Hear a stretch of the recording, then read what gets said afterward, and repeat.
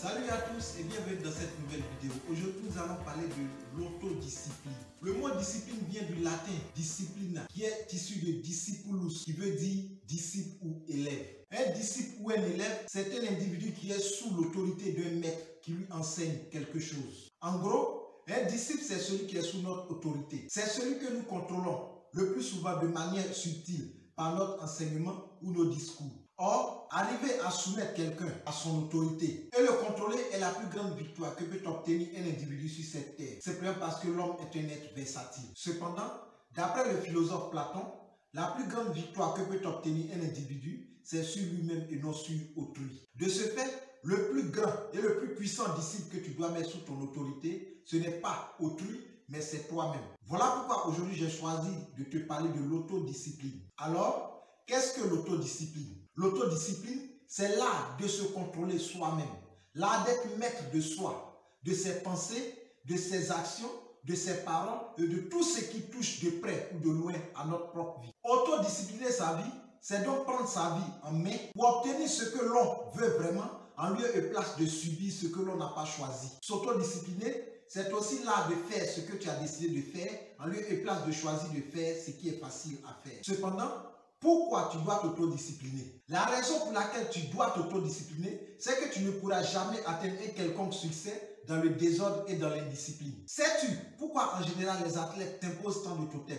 La raison en est qu'ils savent par exemple que la cigarette, l'alcool, la drogue et autres ne font pas bon ménage avec le sport. L'autodiscipline est donc une règle de conduite que tu t'imposes à toi-même afin d'atteindre un objectif. Elle t'oblige donc à être dur avec toi-même afin que la vie soit plus douce avec toi. Tu ne peux pas désirer maigrir si tu as un surpoids sans d'abord prendre l'engagement de suivre un régime strict en arrêtant par exemple de te goinfrer de tout ce que ta main touche ou de grignoter à tout moment. Tu dois donc d'abord accepter et te forcer à contrôler ton alimentation par un régime qui n'est rien d'autre qu'une privation volontaire vis-à-vis de certains aliments. Sinon, il y aurait une contradiction notoire entre ton objectif et tes actions. Si tu n'es pas capable d'enchaîner tes propres désirs et de les faire marcher sous ton autorité, personne ne le ferait à ta place. Car sais-tu que l'État s'inquiète plus pour son goudron et pour les entreprises que de toi? Tu me demanderas certainement pourquoi. Mais c'est simple, l'État exige de toi, avant de rouler sur son goudron, que tu aies un permis de conduire. De même, il exige que ta voiture soit dans les conditions dictées par la loi avant de permettre à cette voiture de rouler sur le goudron. Par ailleurs, lorsqu'une entreprise est en train de basculer dans le rouge, il y a des indicateurs d'État qui vont l'interpeller pour lui dire « Attention, tu es en train d'aller vers l'échec. Attention, tu bascules dans le rouge. Attention, tu vas couler. » Jusqu'à ce que cette entreprise se redresse. Et le plus souvent, l'État vient en aide à cette entreprise pour qu'elle puisse se relever. Mais j'aimerais te poser une question. Lorsque ta vie flanche et bascule dans le rouge, qui s'en inquiète? Qui exige de toi de ne pas toucher à la drogue, à l'alcool ou à la cigarette? Qui exige de toi que ton mariage soit un succès? Est-ce que lorsque tu échoues dans ton mariage, l'État prend sur lui la responsabilité de t'envoyer une nouvelle femme ou un nouveau mari? Qui exige de toi que tu donnes une bonne éducation à tes enfants? Qui te vient en aide lorsque tu échoues ta vie et dans la vie? Tu veux que je te le dise? Eh bien, personne. Personne ne viendra te rappeler à l'ordre lorsque tu sombreras sous le poids de l'alcool, de la drogue ou de la cigarette. Tu n'auras personne pour t'aider à redresser ton mariage, ni à éduquer convenablement tes enfants. Personne ne viendra te fixer des objectifs. Lorsque ta vie est en train de basculer, aucun indicateur d'État ne viendra y attirer ton attention. Ce qui veut dire que tu dois le faire toi-même. C'est toi-même qui dois mettre des garde-fous à ta vie parce que personne ne le fera à ta place. Tu vois, à l'école aujourd'hui, on enseigne les droits de l'enfant. C'est parfait. Cependant, il faut aussi enseigner aux enfants qu'ils ont des devoirs. Car cet oubli fait qu'aujourd'hui, nos enfants se prennent pour des petits princes qui ont tous des droits mais refusent d'avoir quelques devoirs que ce soit. Lorsqu'ils deviennent adultes avec cette mentalité de ce que le monde leur doit tout et qu'ils commencent à réclamer cela par la violence le plus souvent, ils se retrouvent derrière les barreaux, dans les prisons, que le même système qui leur a chanté qu'ils ont des droits a érigé pour les accueillir. L'autodiscipline n'est donc pas quelque chose de facultatif. Elle est donc obligatoire pour toi et pour moi si nous voulons demeurer des hommes et des femmes libres. Tu as peut-être des parents ou des amis qui quelquefois peuvent te venir en aide. Mais le problème est que ceux-ci ont leur propre vie à construire.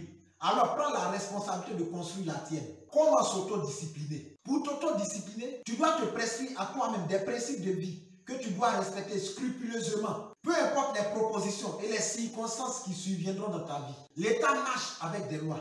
Mais toi, tu dois établir dans ta vie et dans chaque domaine de ta vie des principes que tu ne violerais sous aucune condition. Tu ne peux certes pas contrôler tout ce qui vient à toi au quotidien, mais tu peux contrôler tes réponses, c'est-à-dire ta manière de réagir, parce que personne ne le ferait à ta place. Arrête de suivre le chemin de la foule. Arrête de suivre le chemin de monsieur et madame tout le monde. La foule n'a pas de conscience. Si tu suis le mouvement de la foule, tu auras une vie de foule. Ceux qui réussissent couramment leur vie et dans la vie, ce sont ceux qui nagent à contre-courant de l'esprit de la foule. Ceux qui réussissent, ce sont ceux qui se disent en eux-mêmes: je refuse de me comporter comme un mouton dans un troupeau. Ceux qui réussissent décident d'avoir une vie d'aigle, quittent la nuée pour faire chemin à part et s'autodisciplinent pour atteindre leurs objectifs. C'est la raison pour laquelle au sommet de l'échelle du succès, il y a très peu de personnes. Ceux qui sont au sommet, ce sont ceux qui ont décidé de quitter la foule. Ce sont ceux qui ont décidé de ne plus suivre aveuglément les décisions de la foule et de se mettre des contraintes personnelles pour atteindre leurs objectifs. Tu veux réussir?